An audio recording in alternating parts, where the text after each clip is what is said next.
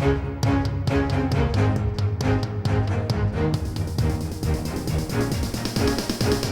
is the Washington Times front page for Monday, August 29th, 2022.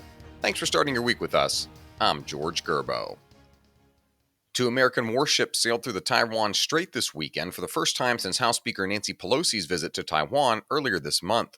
Pentagon correspondent Ben Wolfgang reports the Department of Defense had not authorized a trip for the ships since Pelosi and 2 other congressional delegations made high-profile stops in Taipei this month and met with senior Taiwanese officials. The USS Antietam and USS Chancellorsville conducted the mission.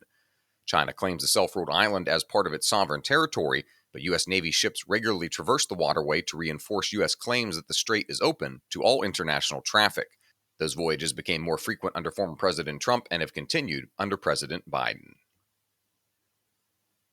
An official statement saying its parochial school students will have to conform to the gender with which they were born or leave school has put the Archdiocese of Omaha squarely in the middle of a raging national debate. At least 2 other U.S. Catholic dioceses have also issued statements affirming what they say is church teaching on gender dysphoria, religion reporter Mark Kellner reports. The Omaha document has drawn local attention for its assertion that students who won't conform to their biological gender may not be a proper fit for Catholic school education. Not everyone in the Catholic community endorses the statements. The Reverend James Martin, a Jesuit priest, said in an email that the church should be listening more to transgender people themselves. Checking a box for race on an application has become as common as providing an email address or a phone number. Edward Blum wants it to stop, and legal affairs reporter Alex Warder reports he thinks he's got the court case that can begin to do it. Blum is president of Students for Fair Admissions, the group that will appear before the Supreme Court this year in 2 major cases challenging the way that race is factored into selecting students at Harvard University and at the University of North Carolina. Blum says the school's interest in enrolling more Black and Hispanic students has led to discrimination against Asian and Asian American students. The schools counter that diversity is an important part of a well-rounded education and that they should be allowed to consider race as one of multiple factors in admissions. The cases will be heard on October 31st.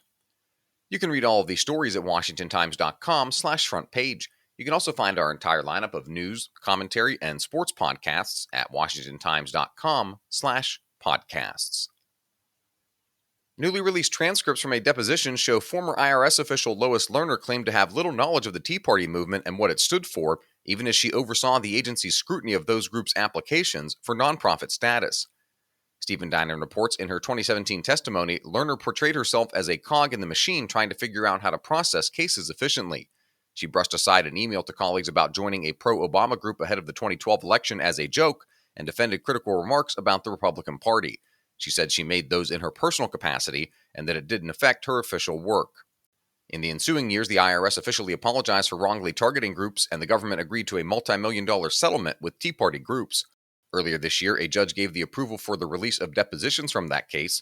4 of them were unsealed this month, including 2 from Lerner.